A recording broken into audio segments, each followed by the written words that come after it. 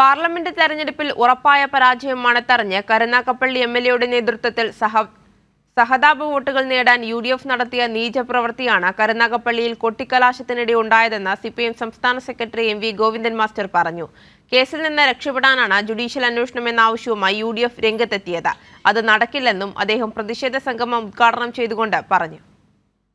കേരളത്തിലെ 19 പാർലമെന്റ് മണ്ഡലത്തിലും 139 അസംബ്ലി മണ്ഡലങ്ങളിലും ഇല്ലാത്ത പ്രശ്നം കരുനാഗപ്പള്ളിയിൽ മാത്രം ഉണ്ടാക്കിയതിന് പൂർണ്ണ ഉത്തരവാദിത്വം UDFനാണ്. അതിന് പിന്നിലെ കേന്ദ്രബിന്ദു കരുനാഗപ്പള്ളി MLA ആണ്.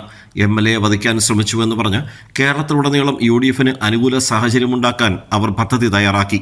എല്ലാ പാർട്ടികളുടെയും അവകാശമായ കൊട്ടിക്കലാശത്തിനിടയിൽ MLAയുടെ നേതൃത്വത്തിൽ കോൺഗ്രസ് പ്രവർത്തകരെന്ന് പറയുന്നവർ അഴിഞ്ഞാടുകയായിരുന്നു.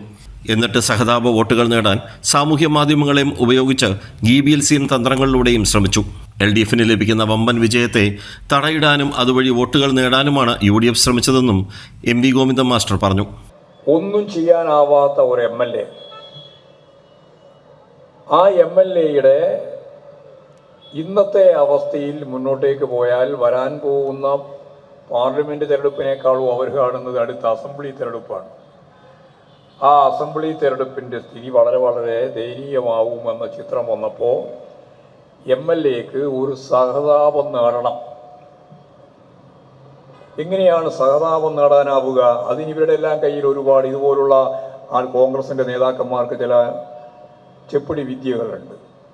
അതാണ് ഇവിടെ മുല്ലക്കര ചൂണ്ടിക്കാണിച്ചതുപോലെ സോഷ്യൽ മീഡിയ ഉൾപ്പെടെ ഉപയോഗപ്പെടുത്തി അതെല്ലാം മുൻകൂട്ടി പ്ലാൻ ചെയ്ത് വാർത്താ ശൃംഖലകളെ മുഴുവൻ കൃത്യമായിട്ട് അണിനിരത്തി ഇവിടെ സംഘർഷമുണ്ടാക്കി സ്ത്രീകൾക്ക് നേരെ കല്ലേറ് നടത്തി സൂസൻ കോടി ഉൾപ്പെടെയുള്ളവർക്ക് പരിക്കുപറ്റി, നിരവധിയായ സഖാക്കൾക്ക് പ്രവർത്തകർക്ക് പരിക്കുപറ്റി.